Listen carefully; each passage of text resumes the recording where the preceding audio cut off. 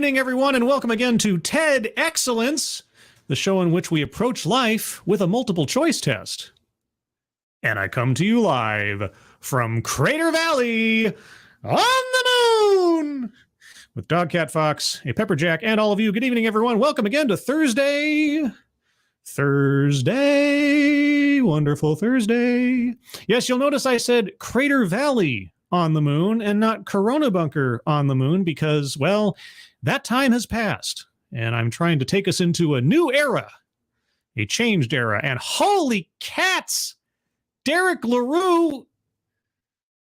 Oh man, I should be saying I come to you live from Derek LaRue on the moon. Derek LaRue, thank you so much. That's, again, every time. That is ridiculously generous of you. I really appreciate your support, your generosity, and your faith in my abilities for your generosity. Thank you so much, Derek. I really appreciate it. Thank you so much. I wish I had the words. I don't have them. You take my words from me, sir. Thank you. Well, with that as an opener, gosh, let's follow that up with something else. Hey, how about a birthday song? Because somewhere out there, if I'm not mistaken, I think right now, Brittany Holland is in the audience, and she has a birthday upcoming. And so before I get into anything else, let me do that. So Brittany, I see you there. Hello, hello. This one is for you, and a 1 and a 2. Happy birthday to you. Happy birthday to you. Happy birthday, dear Brittany. Happy birthday to you. Happy birthday, Brittany. Hope that came through okay. I've been told in the past that if I get too loud on this microphone, it ends up chopping out. So I think hopefully I got all that out there for you. So happy birthday, pre-birthday. But all right, well, we've already had an active show, a major contribution, and a birthday song. What else do I need to do? Oh, how about I say hello to the rest of y'all? Y'all, who else is here? Noah Asensio, hello. Cephtus Wolf, hello. Tyrannus Alexandrius, the Invictus Lich, hello. Jaeger Pony, hello. Keeverdam, hello. Who else is here? Miranda Stone, of course, hello. Keeverdam, hello. Shell D, hello. Somnamnial Nation, hello. Advocatus Diaboli, hello. Mike R, hello. Brittany Holland, of course, hello. Simon Willikins, hello. Cynic, hello. Blakester, hello. Raziel, hello. Shadowclaw, hello. Otho May, hello. Robert Pincus, hello. Shady Grin, hello. Derek LaRue, of course, hello. Attack Alpaca, hello. And Angelverse, hello. Pissed Off Shih Tzu, hello. I think that's everybody. If I missed you, if you're lurking, if you're in the future, hello to you, and I hope you're doing well. Let's see, what else? I had something else I was going to... Oh, yeah, that's right. At the top of the chat box, speaking of which, Keeverdam and generosity, at the top of the chat box are links to the fundraisers I'd appreciate if you take a look at there for our friends Moonshock, Angry Illinoisian, and Tracy, friend of Twisted Skipster, separately, each of them. Moonshock and Angry Illinoisian have experienced some medical difficulties, and Tracy in particular is just trying to keep the lights on. So if you have a couple of bucks to spare, please think about donating there. If you can't donate, that's fine, but if you can share those links out on social media, that would be appreciated. Okay, so with all of that as preamble, what are we talking about tonight? Well, I don't know. This is one of those episodes where I just go off of the title and like 1 or 2 words that I spotted in the description without reading the description. But when I see something that says, when I check the boxes, and then in the description, words like race and identity are used, I get all sorts of excited to find out, well, what direction could this take? Is it in favor of categorizing people on the basis of demographics and things, or is it against it? I don't know, or a combination thereof. I suppose we'll find out. Let's do a pre-programming note. I have a plan of a kind, to do a sort of TEDx marathon for Memorial Day. I don't know if I'll do it on Memorial Day or the Friday before Memorial Day. I'm still trying to decide on that because I'm going to do a Sunday stream And I think I might want to take Monday off from like work and other things too. So I might not do it on the Monday of, besides which most people will be busy as well. But in the near future, within the next week, I will decide on which day I'm going to do this. And what the plan is to do at least three TEDx's back to back, have a single bingo card on which I will use 3 different colored circles, each color representing a different talk. And we'll see between 3 different TEDx talks on 3 different subjects, how many, bingos can we get? Will they all come about from one? Will there be overlap between 2 or 3? I don't know. That's the tentative plan for that. So keep an eye out for that on Twitter once I decide on a day, and I'll schedule it and I'll have it ready for y'all. Also, pay attention to the Discord as well. I'll have it up there. And if you're not a member of the Discord, well, you can become one. You just have to get through the end of the show or skip to the end if you're watching in the future. But with all of that as an introduction, let's get into it. So this one clocks in at just under 15 minutes. So it's a regulation TEDx. So there's one thing I did notice when I was getting the video prepared. The sound in the video spikes to a new volume level about halfway through. It's almost like somebody recording this thing found the quality switch or something. Now, I've tried to even out the audio as best as possible so it's not as jarring a transition as I witnessed when I was getting things ready. But yeah, so about halfway through the video, it's suddenly going to become slightly louder, slightly clearer from our speaker. Now, the sound prior to that isn't bad, and I've jacked it up a little bit, but I just wanted to point that out because when that happens, we'll probably all notice it unless I've done a really good job of balancing the audio. So anyway, all that aside, let's get into it. I'll start off with a few seconds for a sound test. You guys tell me if you can hear it, and then we'll proceed. Today, I'm going to talk about boxes. Today, I'm going to talk about boxes. All right, you guys hear that okay? And again, if you don't hear it, if it's a little tinny, I did the best I could, but trust me, it'll jump up in volume about halfway through the talk. Let's see. Luke Skywalker 2, hello. Miranda Stone says, good. Hear it and see it, says Advocatus Diaboli. And also Ebony Williams, hello. Anybody else I missed in the meantime? I hope not. If I did, I apologize. All right. Anyway, let's go. Not the kind that pile up on my porch from Amazon, and not the kind that presents come in, wrapped up in pretty paper and bows. Mm-hmm. I'm going to talk about a set of boxes that were created to describe and define us, and how my relationship with those boxes has changed over the years. Oh, these are the speaking of which, boxes. If I didn't say it, I think I said it in the chat, but just so you know, tonight's bingo card is bingo card A, which is full of boxes. And that was the result of a poll that ended up in a tie, so I had to flip a virtual coin to come to the conclusion of picking bingo card A. So get your bingo cards ready. I'm going to back up another second or two because as I was thinking of the bingo card, I talked over her. With those boxes has changed over the years. These are the race and ethnicity forms that we find on things like applications for employment, mortgages and loans. Yes. Our insurance and healthcare records, the national census and other surveys we get. Are you going to talk about college applications? And our public education profiles. All right, close enough. They're intended for us to report our race and ethnicity, but for some of us, I think they can be more. Oh. These boxes can be a way to declare who we are. No. Well, unless you mean the box where you fill in your name. That's where you declare who you are. If you're going off demographics, it's not a who, it's a what. And that sounds very Dr. Seuss for some reason. This can be a way to declare who we are and even share our stories like I'm going to do today. If you can winnow your quote-unquote story down to something you check on a box, yeah. The last few decades, the forms have looked a lot like this. But over time, and particularly in recent years, there have been changes to what is collected, allowing us to talk about region of origin and cultural affiliation. Okay, just for reference of those of you listening at home or listening in the car or at work, on the screen she has an example of a checklist for, your demographics. So question 1, are you Hispanic or Latino? Yes or no? Shouldn't that be Latinx at this point, Latinx? Question 2, what is your racial category? American Indian or Alaska Native, Asian, Black or African American, Native Hawaiian or other Pacific Islander, multiracial or white? Okay.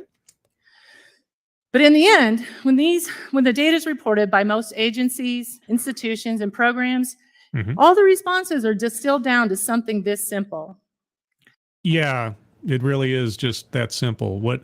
How many more boxes do you want to add? And for some of you, creating this form may not seem like a big deal. It Mhm. might seem easy. Yeah. No dissonance, no angst, no consternation, but Yes, because I'm a reasoned adult. But we're going to get into a but here. Okay, what's the but? What angst is caused by someone who sees this list and thinks differently? no angst, no consternation, but that's not the case for all of us. Well, I guess some people just need to lighten up, or is there something else going on? Well, there are many examples of the ways these forms can challenge us. The federal and Challenge. state requests to complete both questions is something I've heard colleagues, friends, and the students that I work with describe as very frustrating. Okay. All right. I obviously, well, hopefully. All right. So here's my questions. Why is it frustrating? And two, if I stipulate to the frustrations and problems, what do you suggest be done in a solution? Now, I know for those of you that might not be as familiar with these things as many of us here are, that might seem like two very logical things that one would think someone would answer in a presentation like this. But oh, trust me, not always the case. But she's got the better part of 15 minutes to do it. Question 1 is not so hard, but question 2 is difficult. Why? Because folks who identify as Latino or Hispanic don't see themselves in the response options. Okay, what is your racial category? American Indian or Alaska Native, Asian, Black, African American, Native Hawaiian is a multiracial white. Oh, okay. Well, I mean, if you answer Hispanic or Latino, okay, all right. I mean, I don't understand why they split it into two different questions. I guess is my first response. Like, your racial category, shouldn't Hispanic/Latino be one of the options on that second question? Why is it split into two? Is that really what's done? When working with some students on how we might resolve this, just put Hispanic/Latino on the list with the other ones in question 2 and eliminate question 1. Hey, there, I solved it. I solved it. Let's see. Faithless, hello. Funtime Bats, hello. Super Koopa TV, hello. And I think that's everybody I've missed so far. Oh, Smudge, hello. I came across this definition of American Indian or Alaska Native on a federal form. Okay. A person having origins in any of the original peoples of North and South America, including Central America, and who maintains tribal affiliation or community attachment. That first part, that hit us well. We all felt like we were from the original peoples of the Americas. That's you felt like it, or you are? Is it for sure? Thank you, Matt Barnes. I don't see Irish under white. I know, right? I mean, are we talking about ethnic, racial, national origin? Yeah, I don't know. But I'm still not quite sure what the problem is. If the problem is there was nothing on the second question for anyone who was Hispanic/Latino, then just add Hispanic/Latino to the second list. But now we're talking about Native American or Alaska Native. that seemed right. Sorry, let me back up a little bit. Or community attachment. Community attachment. That first part, that hit us well. We all felt like we were from the original peoples of the Americas. That seemed right. But the second part was disconcerting to the students. Why? And infuriating to me. Why? And who maintains tribal affiliation or community attachment. And who maintains tribal okay. For centuries, there's been intentional destruction of communities to disrupt the cultural affiliation of indigenous people across the Americas. What?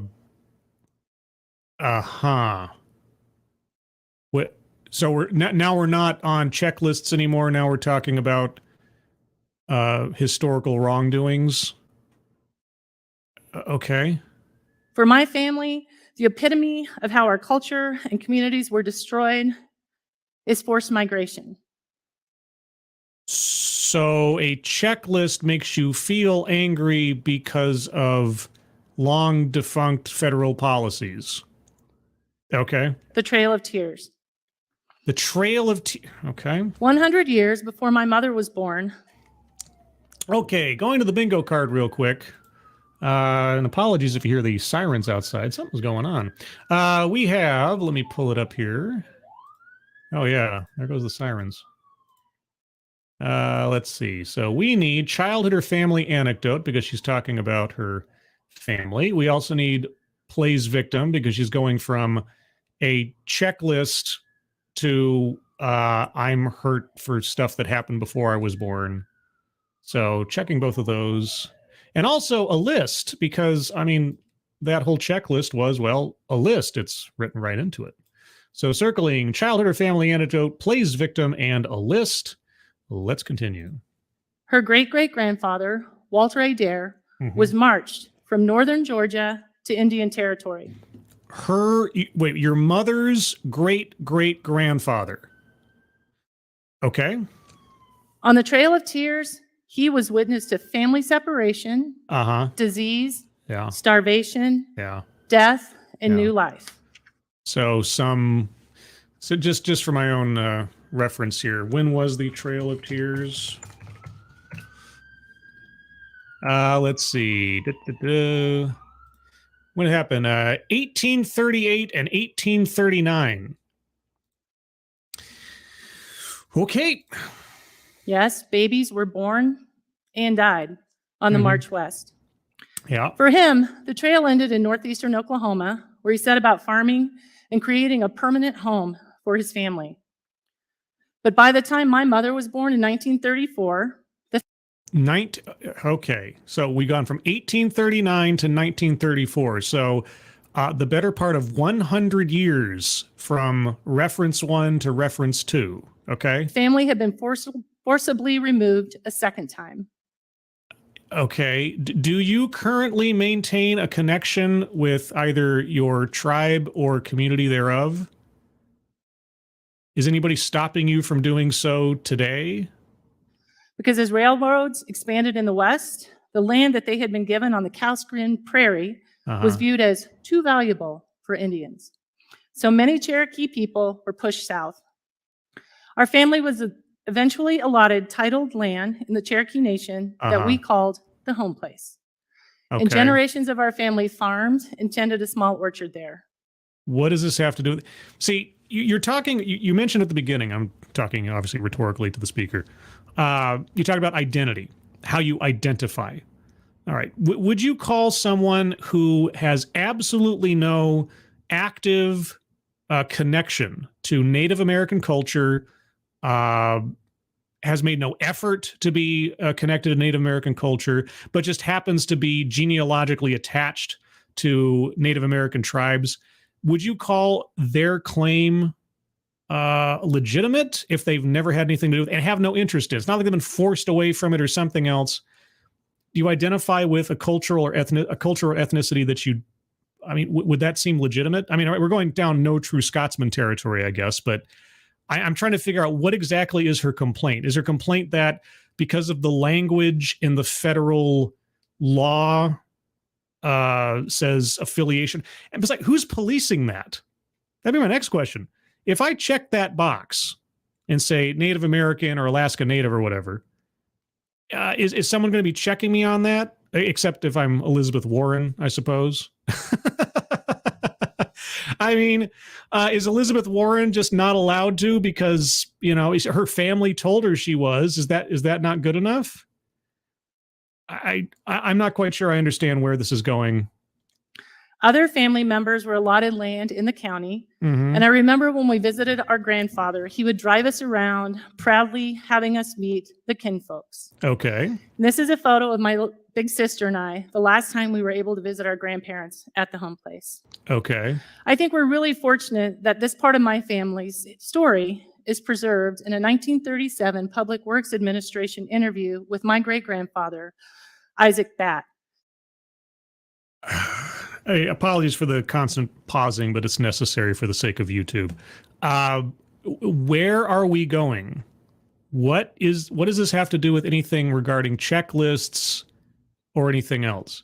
Your family was allotted land, right? Now, this isn't me like forgiving America for its sins against the Native Americans or anything, but if her complaint is that the definition for the sake of this checklist is to check the box as a Native American, you have to have some active attachment to the tribe and or community. Well, you do. Your family and the land that they were allotted and so on and so forth. I mean, even if it is completely besodden with tragedy that led up to that point, it's a direct connection to the tribe and the community. So what's the complaint again? That is a Cherokee way of saying a dare. Okay. It's hard to read. It's a tragic and painful story. Sure. But it's typical of the indigenous people of North America and South America who have endured many forced migrations, kidnapping, enslavement, assimilation, boarding schools, deportation, segregation, and inequitable incarceration. Inequitable incarceration. Okay. And this goes back to a checklist that you and your, I think she said, students were offended by. Why? All of these things were done with the intent to destroy our communities and disrupt our cultures. Yeah. And yet, here you are I think this talk takes place in America. Am I not? I might be mistaken. Let's see. Did I have the, wherever CSU is? I don't know what school that is. That's all I know about where it is. Okay. Yes, many, many terrible things happened in the past and to your family line, and there's really no forgiveness for it. And what's this have to do with demographic checklists? So you might think the easiest thing to do is just skip the question. No, I thought the problem was that Latinos and Hispanic people were separated out from the rest of the questions. But now you went to Native American. But yeah, just skip the question. Unless you're required to by law or something. But then there's this. What's in the that? instance of missing information, your employing agency will attempt to identify your race and ethnicity based on your appearance. Wait, where does this from? Okay. I don't know what she's referencing. She's got no reference point for this. What is this from? When does this happen? Your employing agency will attempt to identify your race and ethnicity by visual observation. Okay. So if you opt out, someone else might identify you for those forms. I've forgotten now. I don't remember. What forms was she talking about? She was talking about, at the beginning, she was talking about just like the generic fill out the form for educational institutions, employment agencies, the census, and so on and so forth. What was she referencing there? And why not just check the box? Why wouldn't you check the box? I've seen this happen here when I was on a search committee, and I absolutely refused to do it. What? Regardless of institutional guidelines. Which institute? Did I miss something? What institution are you talking about? I'm not saying she's making this up. I just don't have any point of reference for what she means. What guidelines say this? Where is it written specifically that you are required by law to assess someone visually if they don't check a box? I just don't know what she's talking about. I don't appreciate being misidentified. Then check the box. And I'm absolutely not going to risk doing it for someone else. Okay, then okay, all right, okay, let me just back up. All right, I will stipulate for the sake of argument that everything you're saying is an absolute problem and exists at all times for all people at all times. Okay, what do you suggest be done in an alternative or a solution? And despite knowing that it happens all the time, I would really love to see what some employing agency would come up with for me based on the way that I look. Okay, I know I'm asking a lot because in the middle of this, I don't have the ability to. Does anybody have, or can you look up where this language resides in law? Because I don't know. And again, I'm not saying that she's making it up. I just don't know what she's referencing. Where? Let's go back to that real quick. Here, this where it's at 541. Okay. In the instance of missing information, your employing agency will attempt to identify your race and ethnicity by visual observation. Anybody know where that is written in federal law? If she was talking about federal law, I don't know. Here, let me just say, in the instance of, oh man, trying to type and broadcast at the same time. How dare me? In the instance of missing information, your employing agency. Information, your employing agency. Okay. We got OPM. We've got Fairfax County Equal Employment Commission. Okay. Providing this information. Okay, here we go. This is at least one OPM government forms. All right. U.S. Office of Personnel Management Guide to Personnel Data Standards. Okay. Here we go. Privacy Act. Ethnicity and race information is requested under the authority of 42 U.S.C. Section 2000E-16 and in compliance with the Office of Management and Budget's 1997 revisions to the standards for the classification of federal data on race and ethnicity. Okay, this information is used as necessary to plan for equal employment opportunity throughout the federal government. It is also used by the U.S. Office of Personnel Management or employing agency maintaining the records to locate individuals for personnel research or survey response in the production of summary descriptive statistics and analytical studies in support of the function for which the records are collected and maintained. All right. The two questions below are designed to identify your ethnicity and race. Regardless of your answer to question one, go to question two, and then we get into what she was talking about earlier, where you have the question one, Hispanic, Latino, etc. Okay, so there is a form, and yeah, providing this information is voluntary and has no impact on your employment status. But in the instance of missing information, your employing agency will attempt to identify your race and ethnicity by visual observation. Okay, all right, so it does exist. She wasn't making it up, and it is a federal form for the U.S. Office of Personnel Management Guide to Personnel Data Standards. Okay, just wanted to make sure because I didn't know what she was talking about. Or if she mentioned it earlier, I've obviously missed it. All right, so she doesn't want to participate in identifying someone on the basis of her own interpretation, and she doesn't want to force people to identify on a checklist. All right, so does she want to just eliminate questions on race and ethnicity in government documents and things, or what? Starting when I was young, I often felt that people didn't think I was white, but they didn't know what I was. Why is that important to you? Boy, oh boy, there must be something going on because I've had, I don't know if you guys can hear that. I got fired trucks and police cars and oh man, something major must have happened. I'm not too far away from a freeway, so I'm wondering if maybe there wasn't an accident or something. So let me just let that fade out for a second. I'll go to the chat real quick while all that's going on. Let's see. Miranda, let's see. Hold on a second here. Oh my gosh. Oh my gosh. Right by my window. Jeez. Miranda Stone, employers don't fill them out, employees do. Right. But apparently it advises that if they don't fill them out, then they have to sort of assess it their own. I don't know. Let's see what else we got. Faithless. It's basically there so that special people can feel like they're being recognized as special. I mean, it is used for statistics, like the census and things like that. So there's reasons for it, I guess. I think it's calmed down now, or at least the sirens have. Okay, let's continue.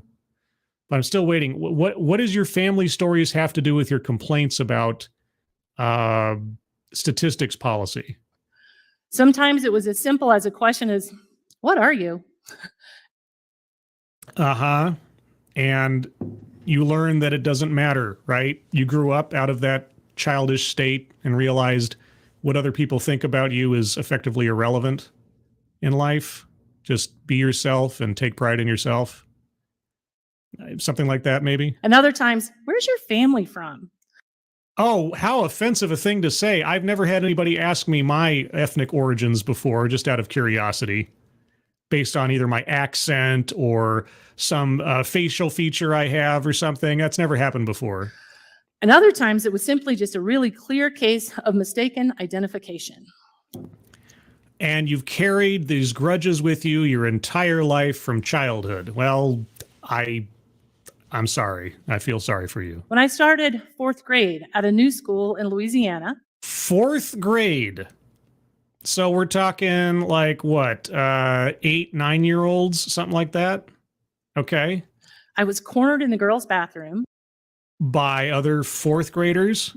And taunted for being a 4-eyed Chinese. Well, I didn't have the Chinese part, but I got the 4 eyes all the time when I was a kid. You know why? Because kids are mean. I didn't care about wearing glasses. You sure about that? I did, after I was teased all the time about it, and I didn't have any choice about it. But I wanted to clear up that I was not Chinese. Okay. Like our classmate Helen. Uh-huh. Like your classmate Helen? Wait, what is it? What has Helen got to do with it? And I was proud to be Cherokee. So I stood up tall and not so gently explained to the girls that my family was Indian. Not so gently explained. So you yelled at them? Okay. We were Cherokees from Oklahoma. Okay. The bell rang, the small crowd dispersed, and I thought that was going to be the end of that. But I decided to carry this grudge with me since 4th grade into adulthood. And here I am, still complaining about it. But no. Over the next few days, this is how I was greeted in the hallways. How? Yeah, because kids are mean and stupid. What? Good gravy, lady. I hate to quote Frozen, but really, in this particular instance, I don't know what's happened to you last week or in your adult life, but in this instance, 4th grade, you need to let it go. And the occasional war cry or tomahawk chop. Yeah, 4th grade. 4th grade. How many years ago was 4th grade for you? I suppose it was the only way that Southern elementary school kids knew how to be Indian. Yeah. How many years ago was this again? And while I found it incredibly uncomfortable, I didn't push back because I didn't really know how to be Indian either. Okay, again, 4th grade. I'm trying to think of anything from 4th grade that I still carry with me as a sore spot. 4th grade. All I remember about 4th grade is I had a project where I had to prove a hypothesis. It was a word I'd never heard of before at that point, but I had to propose a hypothesis, and then I had to do an experiment to try to prove it. And my hypothesis was Harry Houdini is the most famous magician in the world. That was my hypothesis. And then I did a whole bunch of research, reading books on Harry Houdini, and then I did a poll that I took around the school to different students, and I gave them a thing like, who's the most famous magician in the world? And I had on there like Harry Houdini, David Copperfield, Blackstone, and a couple others. I forget what it was. And the majority of the polls came back Harry Houdini. And I said, I proved my hypothesis. That's all I remember from 4th grade.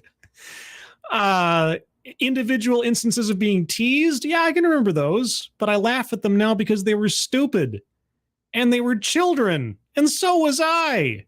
Like most Native Americans in our country, we had not been raised in a community of Native people. What I knew about being Indian came from what I saw on TV, the books we read in school, and limited time I got to spend with my cousins. So just slightly more than the kids around you who were making fun of you because they found a sore spot and they exploited it because they're kids and kids are mean. Okay. That 4th grade combination of confidence and confusion, continued into my teens. Boy, oh boy, you carried it with you that whole time. All right. Did I miss something? What about your mom and your dad? They didn't have anything to say, or they just sort of, I don't know. Maybe I missed that part. When I was in high school and I was old enough to be the one completing the registration forms, there was only one box. You had to choose one identity. I was proud to be Cherokee, so that's what I checked. Okay. But I also worried a lot about whether I was Indian enough. Whether you were Indian enough. Well, that sounds like a you problem. A basic standardized form versus your own sense of self. I don't know what to tell you. You know, on that same form, there's just white. You know, it doesn't say Irish or Slavic or German or Polish or anything else that reflects a completely separate culture one to another, regardless of a shared skin tone. Are you going to argue for some variety and not just say white or Caucasian? Or do other cultures just not matter something? I mean, and this isn't me asking for that because I don't care. It's a form. How I think about myself has nothing to do with how I fill out a basic standardized form. If someone wants to hold me to account that and say, aha, I see here that you're white. And also worried a lot about whether I was Indian enough, especially after we moved to Oklahoma.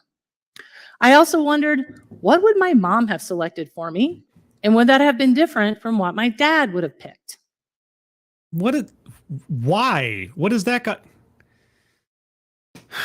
Okay, I am circling leaves out vital context. Every single time she brings up a complaint, I have to wonder, why is that a complaint? What does that have to do with anything? Or maybe that's weightless example. Hold on. Let's go over the bingo card real quick, just so I can clear my head slightly. Remember, this is bingo card A. Links are in the description. All right, collectivizes own demographic. Yes, this is all about collectivizing demographics. Systemic institutional. Yes, she talked about institutional at one point. Sales pitch for product or service? No, at least not yet. Diversity, equity, and inclusion? No, at least not in that context yet. Microaggressions, unconscious bias? They weren't really microaggressions. They're pretty much overt aggressions by the fourth graders. So I'm gonna wait on that, see if we have something else. Privilege. I don't think she used the word privilege yet. I could be mistaken, but we'll see. And by the way, if you have arguments for squares to be circled, and if I'm saying things that you know I'm already wrong on, save them for the end of the show, because we'll go over it together. Contradicts own point or argument. Well, she started out by complaining that the Hispanic Latino demographic didn't have anything to select in the second question. And then she moved on and just completely skipped it. So maybe that's an argumentative non sequitur. And we'll move on. Patriarchy, no. Weightless example. If she doesn't circle back and explain some of these things she's bringing up, there's several that we could choose from, but I'm going to wait on that. Wage gap, no. Free space, circling that because it's, well, free. Feminism, no. Marginalized marginalization. That is certainly implied through the teasing and other things that she's alluded to. White supremacy. Not yet. I mean, she's talked about, racial divisions and things like that, or, how does she identify? But as of yet, not quite yet. Word salad. No, I've understood what she said. It's just been incomplete. Self-vilification or wretchedness. Slightly, in that she's having problems self-identifying, but I'm going to let that sit for a minute and see if that becomes anything else. Argumentative non sequitur. Again, we probably have a good example, but I'm going to wait and see what she says. Attempt to coin new buzzword or buzz phrase. No, not yet. Mind reading assumes motives. Boy, oh boy. I mean, reading between the lines of checking a box isn't really mind reading. I'll wait on that. Benevolent condescension, not so far that I can tell. Anecdote that probably never happened. I can believe that she was teased as a kid. What kid hasn't been? The text that she used to describe the document does exist. It's not made up, so that's there. Yeah, okay, and leaves out vital context. I'm on the edge of circling that one if she doesn't try to clarify where we're going on this. Okay, so far on the card, I have collectivizes own demographic, systemic institutional, childhood or family anecdote, plays victim, free space, marginalized marginalization, and a list. And there are several others up for grabs, but we'll wait and see. So let's continue. I also thought about all my sisters, my cousins, my aunts. For sure, we were all Native and we were white, but we didn't talk about things like that. We were all Native and we were white, but we didn't talk about it because it was irrelevant. And we certainly didn't talk about how they made us feel.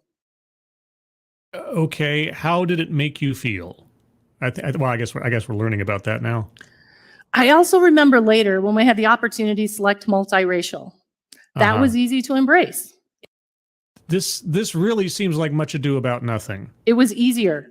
I never thought about whether I fit that identity enough. I didn't have doubts. It's not an identity. Your name is your identity.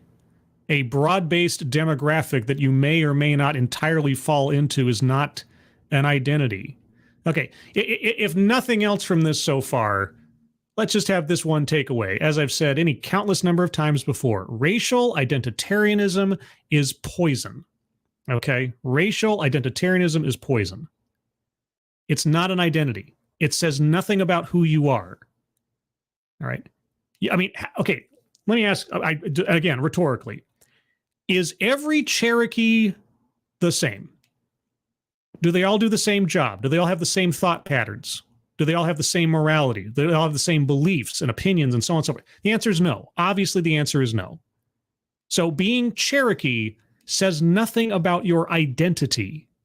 How you choose to define that for yourself does say something about you.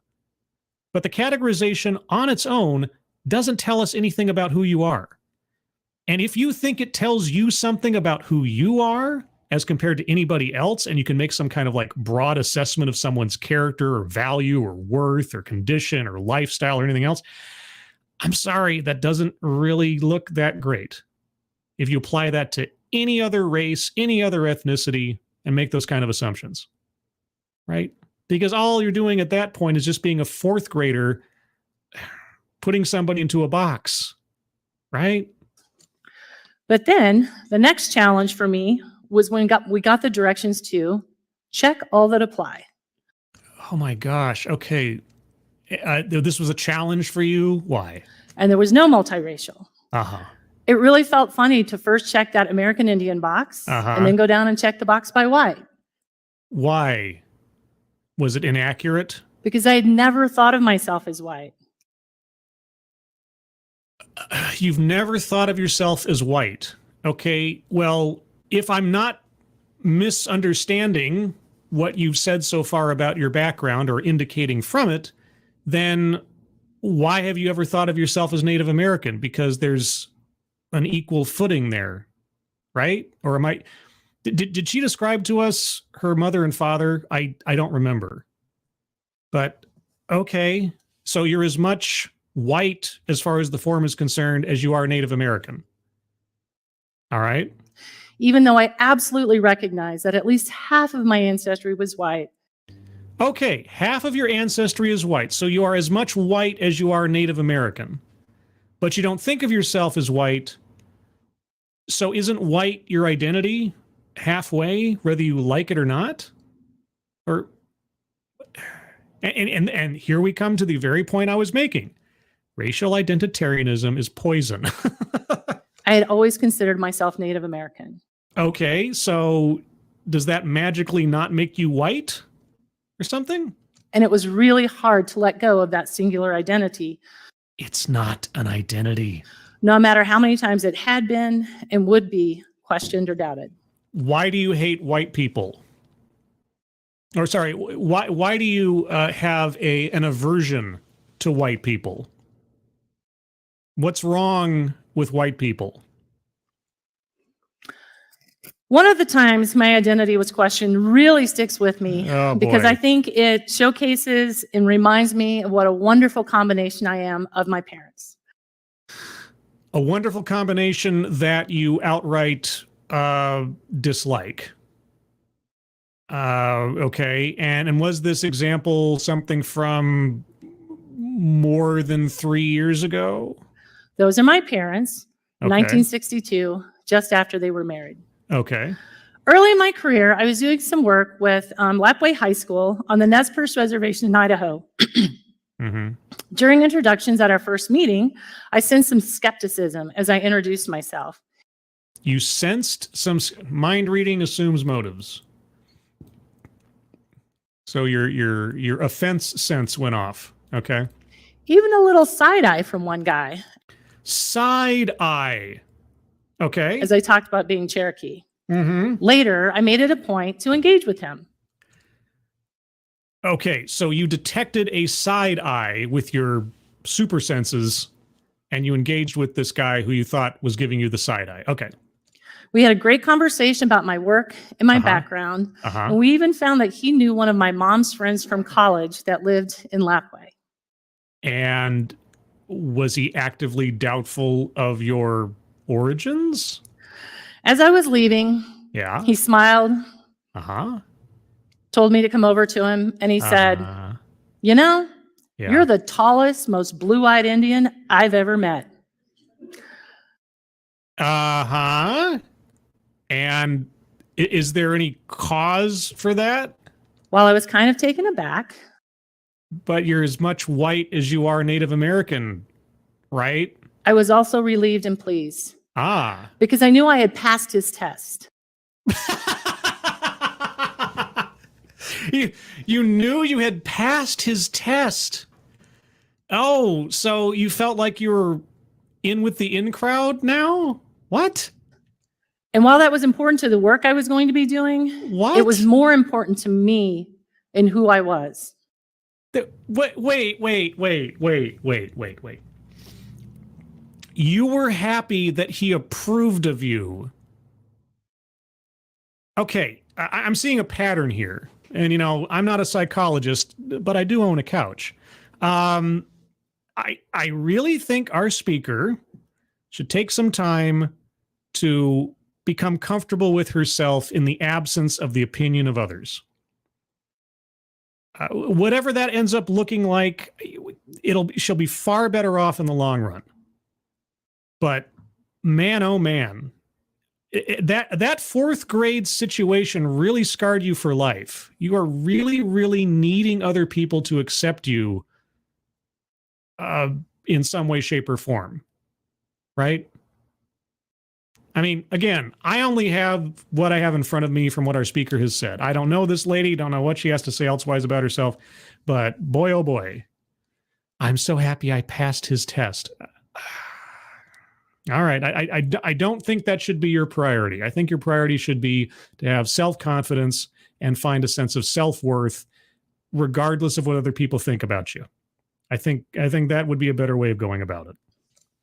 Now, almost 30 years later, 30 years later? This happened 30 years ago? And you're... Okay. I can comfortably and confidently acknowledge that I am both white and an enrolled citizen of the Cherokee Nation of Oklahoma. Uh-huh. And neither of those two things tell us anything about who you are. I know that I come from the colonized and the colonizers. Oh.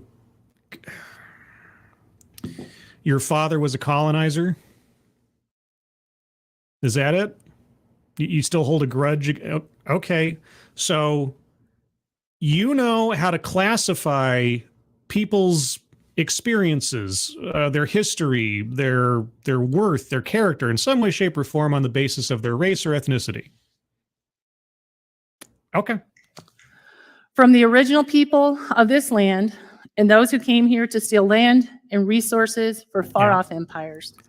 Yeah, so here's the problem. Okay, and I'm taking her at her word that she actually believes this and feels this way and everything else.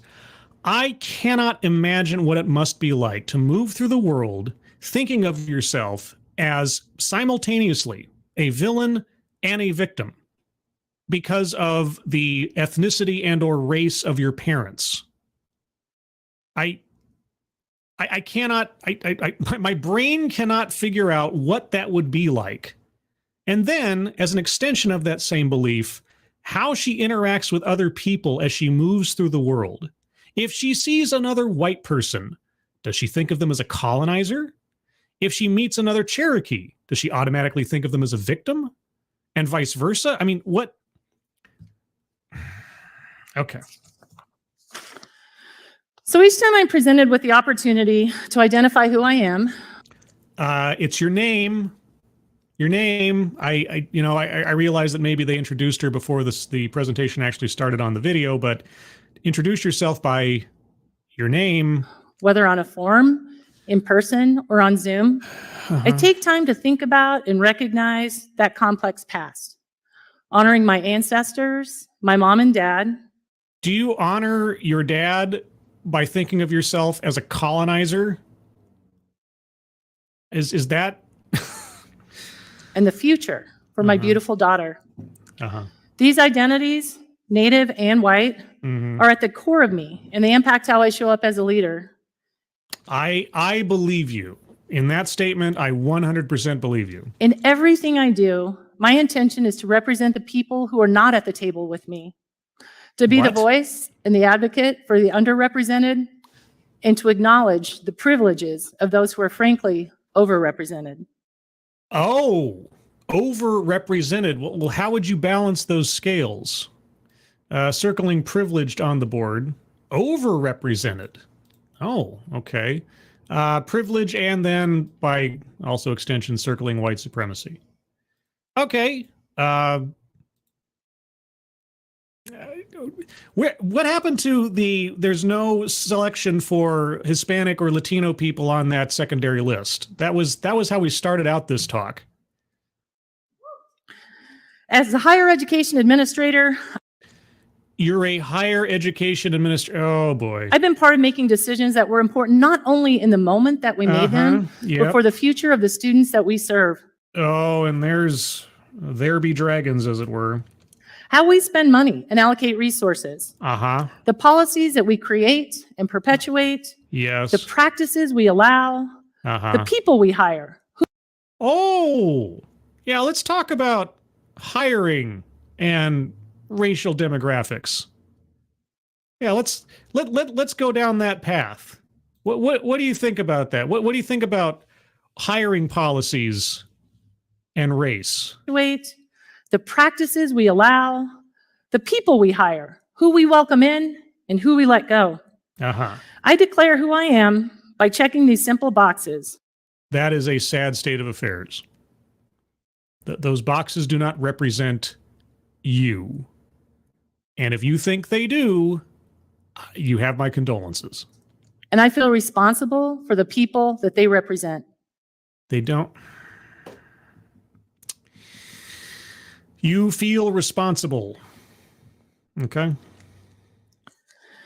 How all of this plays out in the work that I do, in the way that I do the work, can be summed up on this ring that I'm wearing. Yes, because as we've learned so far, many, many complex things can be whittled down to very simple answers. Okay. The work can be whittled down to the ring that you wear. Okay. It was given to me by a dear friend when I was appointed to be vice president of the Division of Enrollment and Access here at CSU in 2018. Okay. On the outside, it is inscribed with "Speak truth to power." On the inside, it says "Fear or love." Fear or love? Speaking truth to power and leading with love over fear has never been more salient to me than when there was a racist incident on our campus just weeks after I got the job. A racist incident. Okay, well, lead with love instead of fear, I think is what she said. And yet you're very, very concerned about making everybody accept you. That seems to be living in a bit of fear, honestly. And then speaking truth to power. What is the truth in someone's identity based on their skin color? What truth can I divine from their ethnicity? But okay, there was a racist incident on your campus, all right? Two young Native men who were touring campus Mm-hmm. were targeted by a mom in the group who thought that they looked like they didn't belong here. Okay. And she was worried because they didn't answer her questions to her satisfaction. Okay. Are we going to get any more context? So she called 911. Uh-huh. Campus police responded, Uh-huh. and the incident became a national flashpoint for Native people. It did? Okay. Well, now I'm too curious not to have to look this up. So where is she coming from again? The CSU. This is Colorado State University. Okay. Colorado State University. Colorado State University. Let's see. Keywords, native. Okay, let's see. Afternoon bias incident. Okay. All right, here we go. Here we go. This is from May 5th of 2018. Let's see. For the two Native American brothers, Colorado State University was their dream school. But when they showed up for a campus tour, a parent of another prospective student called the police on them because they apparently made her, quote unquote, nervous, the school said. Friday, the university's police released the audio of the 911 call in which the parents report 19-year-old Thomas. Man, I'm going to mess up that name, but the middle name I'm not even going to attempt, but it was Thomas Gray and Lloyd Gray. She said their behavior is odd and that they're wearing, quote, black clothing, unquote. The school also released footage of officers pulling the teens out of the group to question them. Critics are holding up the incident as just the latest example of racial profiling. In the past few weeks, two African-American men were arrested for sitting in a Philadelphia Starbucks. I remember that one. Quote, this incident is sad and frustrating from nearly every angle, particularly the experience of two students who were here to see if this was a good fit for them as an institution, school officials said. The teens saved their own money to take the family's only card and drive 7 hours from New Mexico to Fort Collins, Colorado to visit the campus Monday. Quote, this was their dream school and I wanted to give them that opportunity, the mother, Lorraine Gray, said. By the time they showed up, the tour had already begun. Quote, a parent participating in the tour called campus police because she was nervous about the presence of two young men who joined the tour while it was in progress, the school said. Officers responded and pulled the young men aside while the tour continued without them. When the police confirmed the brothers were part of the tour, they let them rejoin the group, but by that time the tour had moved on. Quote, it breaks my heart because they didn't do anything to warrant that, Gray told the affiliate. They're walking on their own ancestors' land, so it breaks my heart, unquote. Okay, and then there's actual body cam footage. And let's see. The school says it regrets the incident. In an exhaustive statement to the school community, Colorado State University President Tony Frank said the university was trying to... How is the school at fault for this? I mean, the Karen lady called 911. The cops are obligated on the off chance that something's wrong to at least check it out. Why is the school at fault? Oh, okay. I mean, all right. That part kind of weirds me out. But yeah, if the lady was just being a nervous Nelly or something, all right. Because it was an admissions tour in the division I ran, I was viewed as the person most responsible for what had happened. Who held you responsible? Again, okay, setting everything else aside, I am at a loss to understand how anybody could hold the school responsible for a parent of a prospective student calling 911. Like she wasn't even a mom of a student there. She wasn't an official at the school. This was just some, lady on the campus. I was new to the job. Uh-huh. I was Native like the young men. Uh-huh. And I was white, like the woman who had made the call. Oh, you were both the oppressor and the oppressed, huh? Well, how did you mitigate that? How did you manage that? But again, setting it all aside, you weren't responsible. And race has nothing to do with it in the sense of this lady was out of line. Those kids weren't doing anything wrong. It's all on her. It's not on the school. It felt like all of my identities were swirling and being pulled and pushed, and it was a really tough time. It's not about you. I mean, you might have been the official that had to deal with it, but okay. In the days and weeks that followed, though, I learned what it meant and what it took to speak truth to power, whether it was to the chief of police What? or the university president. Truth to... What was there to discuss? The lady was out of line. The cops did their job and nothing happened. What? I also learned how to speak truly out of love over fear. Okay, who did you talk to? What truth did you have to speak to? What power? What are you talking about? When taking responsibility for the pain and harm created on our campus. Wait, it's not your fault. It's not the campus's fault. It's the lady who didn't even have a kid as a student there yet. They were going on a tour. Am I just completely off base here? Am I missing something?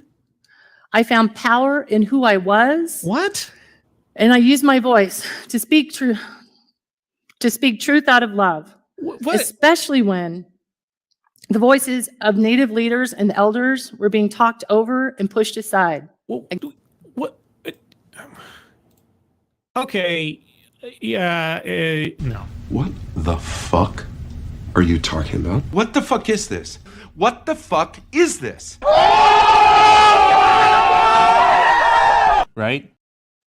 If you want to excoriate that mom who made the call, fine. I mean, as far as I can see, without knowing, I mean, I haven't watched the video or anything, but the couple of stories that I looked at before I hit on the CNN one, maybe they were all citing the same sources or something, but it looked like that lady was just completely out of line, paranoid, something else. She made a call. It was a wrong call. It's on her. What's it got to do with you? Why are you internalizing this? I mean, sure, it's a stressful situation. You were the administrator in charge, kind of tangentially to it, but why did it become some giant challenge for you on the basis of identity? The lady was in the wrong. The officers were doing their jobs. The kids weren't penalized for it. I'm at a loss. Thank you, Poker Piers. Seems like I joined at the perfect time. Yeah, well, you got to the point where I'm just completely, as compared to earlier when I was completely lost as to where we're going, now I'm entirely lost as to what her point is. The voices of Native leaders and elders were being talked over and pushed aside. By who? When? How? Again and again. When? For what? Everybody, if you look at the stories that pertain to this, nearly everyone across the board found fault with the lady who called the cops. What? So back to those forms and boxes that No.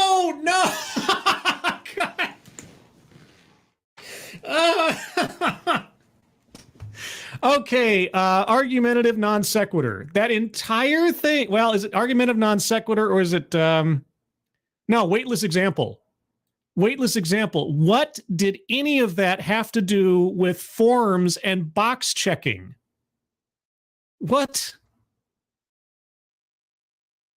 Oh my gosh, nothing. What was the point of that? Okay, I'm gonna stop just like making small sounds that don't almost sound like words. I first described as simply a way to identify our race and ethnicity. It's really not simple at all. Yeah, it is. That's why they winnow it down to such broad categories. They make it as simple as possible. That's why there's so few selections. But okay. And for me, it's not just checking the boxes for a job, a loan, or insurance. Yeah. It's identifying who I am. No, it's not. Only the part where you fill in your name is. And how I am going to show up. No, it doesn't. It doesn't do any of that. That's not how any of this works. As a citizen, an employee, a customer. How? Okay. How does what box you check tell you how you're going to show up? Whatever that means. I mean, I can't even. I can't even. A Native American woman who honors who she is. But you're not just a Native American woman, right? The result of the colonized and the colonizers You're as much a white woman as you're a Native American woman. walking confidently through this world for her ancestors and for the future. Is that how you see? I mean, I know I'm asking Victoria. Is that how she sees her father? Is she her father and her entire father's family line as colonizers? Is that how she assesses them? I cannot imagine the struggles this lady must put herself through. And for how I want to be remembered. Well, this TEDx is going to be part of it, I think. So for all of you, I hope you too will think beyond just checking the boxes. I do actually think beyond checking the boxes. I actually ignore the boxes for the most part because I don't worry about what a box is supposedly going to say about me, because a box says nothing about me. It might describe some physical or genetic feature I possess, but other than that, it's not an identity form. It's not. And you shouldn't think of it in those terms. Really. And interrogate where you've come from and how you want to show up in your world. Oh, okay. Because your actions today will determine what kind of ancestor you will be remembered as. Thank you. Well, I mean, I probably won't have any kids, so that really doesn't matter. But okay, there we go. That's it. That's all. Whatever that was. We started out with one thing, and we didn't end up with an answer to the end. Kieverdam, thank you so much. You can't even, but can you odd? Have you heard me on this show before? Have you even been here before? Can I odd? Hello, Kermit the Frog here. Piggy. Yeah, okay, I can do a little bit, you know. I can do a thing or two. I don't know. All right, well, anyway, there's the talk for what it was. Boy, oh boy. I'll give it this. I'll at least give it this. Insofar as the quality that I expect of TEDx, it checked all the boxes. Well, not necessarily all the boxes. Let's go over the boxes here one more time. I'm going to go over the card one more time here. If you guys have arguments for squares to be circled, hold on to them. I'll get to you momentarily. Sales pitch for product or service. No, that never came up. Diversity, equity, and inclusion. Not that I noticed. That really wasn't an overriding theme. Microaggression, unconscious bias. Yes, if nothing else, at least in the anecdote about the lady calling the cops and her being nervous and so on and so forth. So I'll at least circle that one. Contradicts own point or argument. Contradicts. Boy, oh boy. What was her argument? Because this started out with check boxes and checklists are offensive because of their lack of options. And then she went off into the nether realm of everything else and not that. So was that contradicting her own part? I guess it was. It really was. Because her opening thesis was abandoned within like a page worth of text. Patriarchy. No, she never really talked about the battle of the sexes or anything, as far as I can recall. Wage gap. No. Feminism as well. No. Word salad. Boy, oh boy.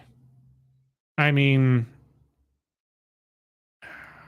I can't say word salad because I understand she had disconnected examples, but it wasn't word salad.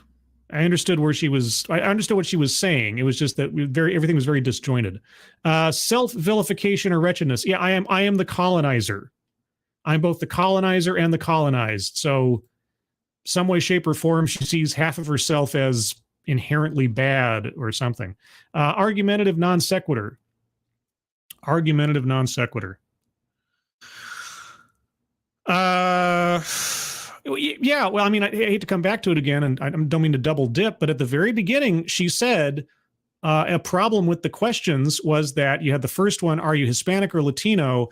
And then the second question, there was nothing there for Hispanics or Latinos to check.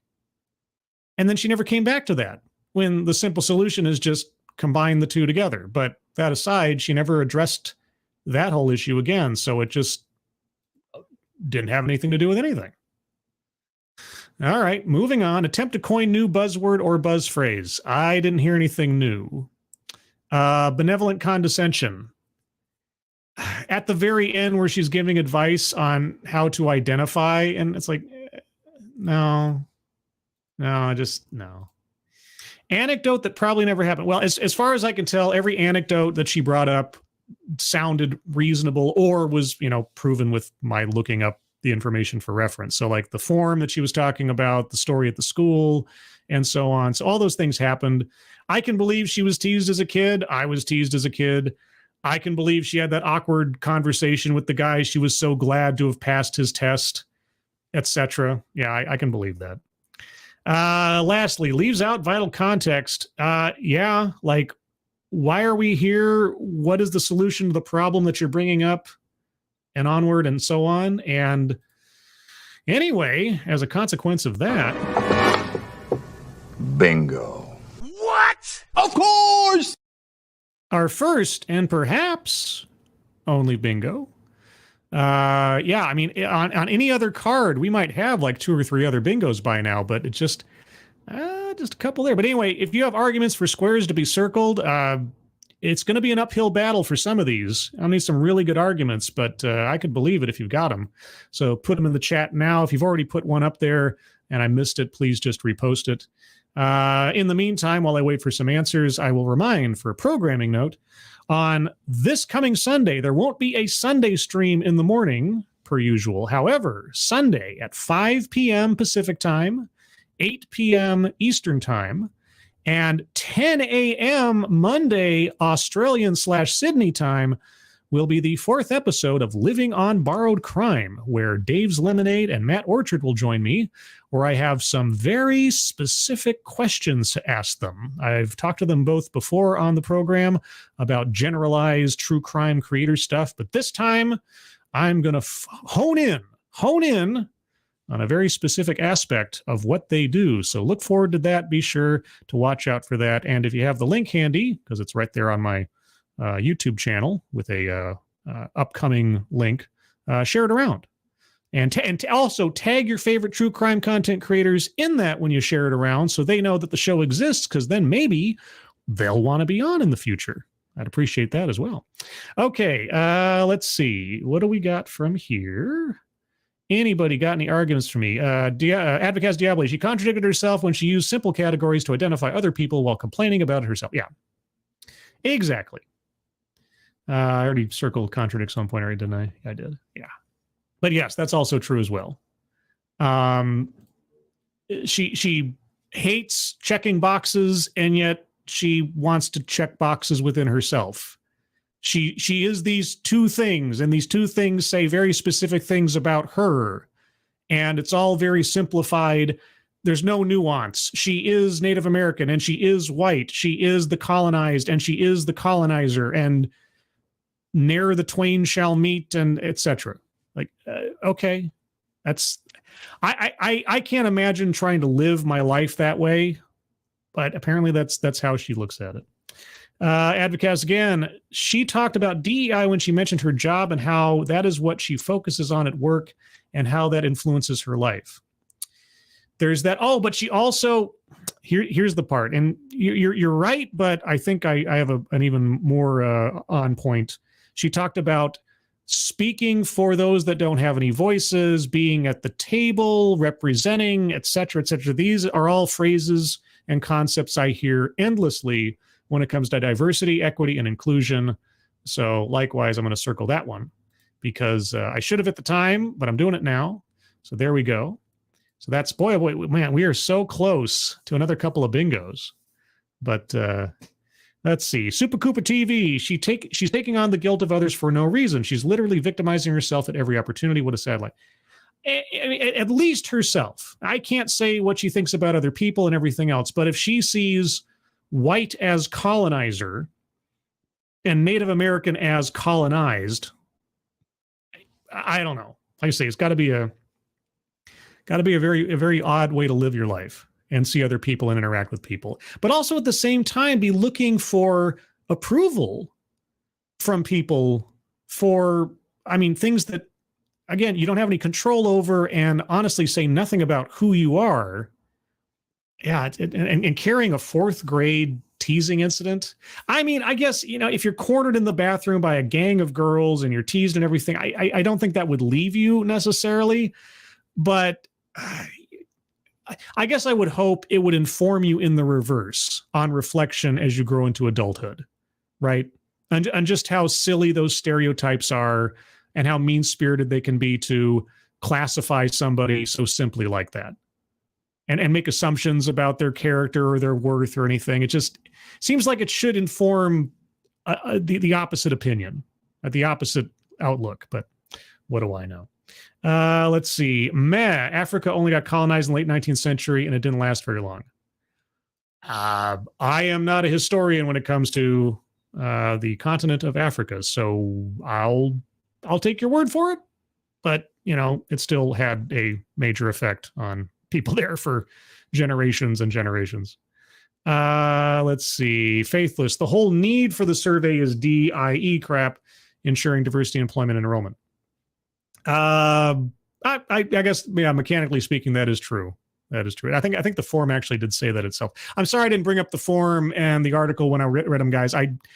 There's limitations to what I can do with StreamYard and still maintain the broadcast in a sort of sane manner, so I had to read those off.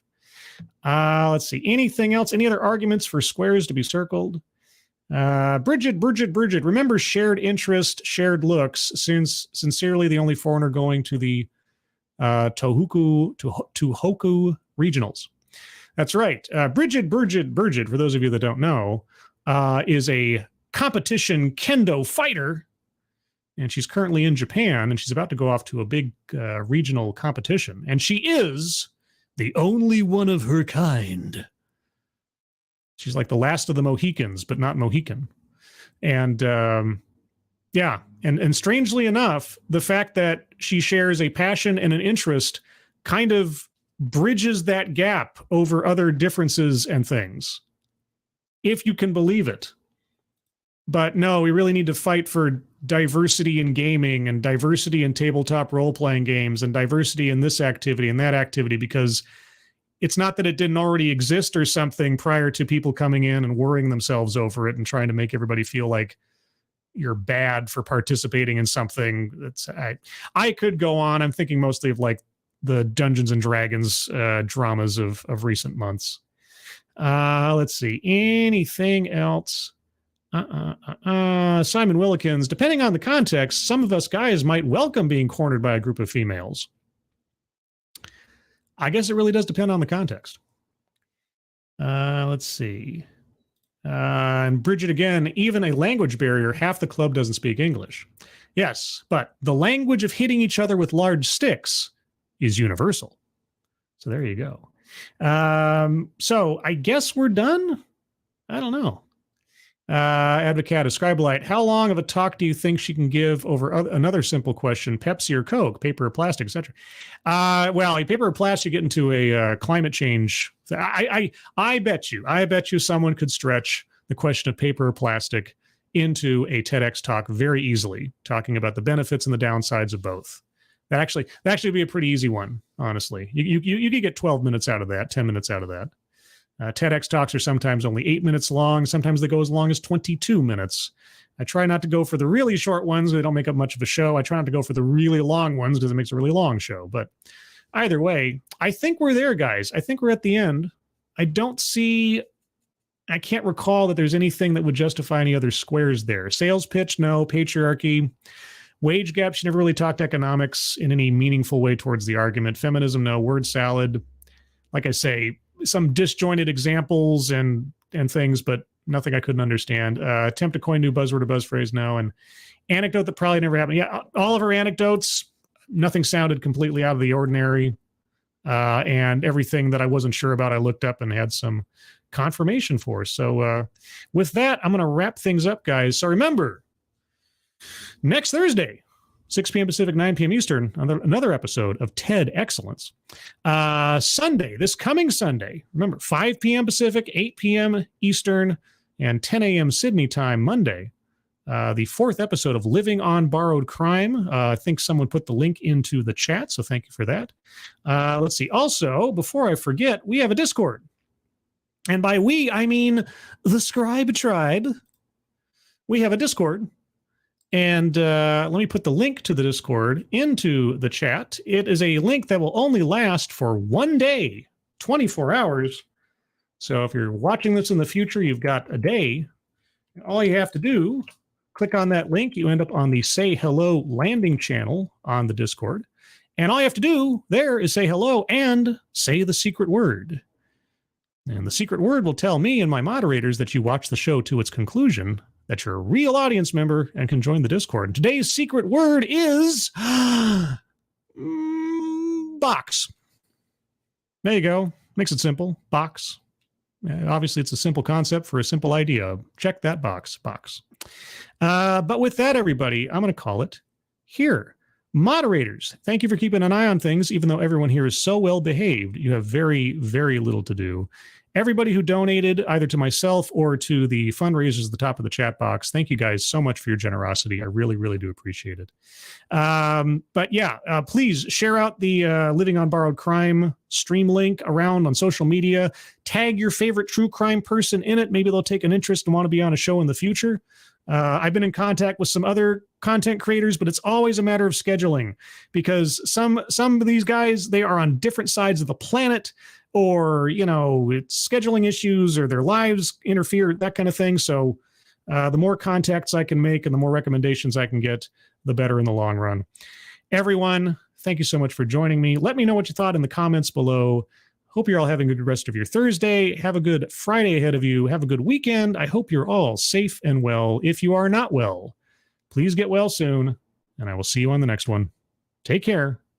Bye-bye.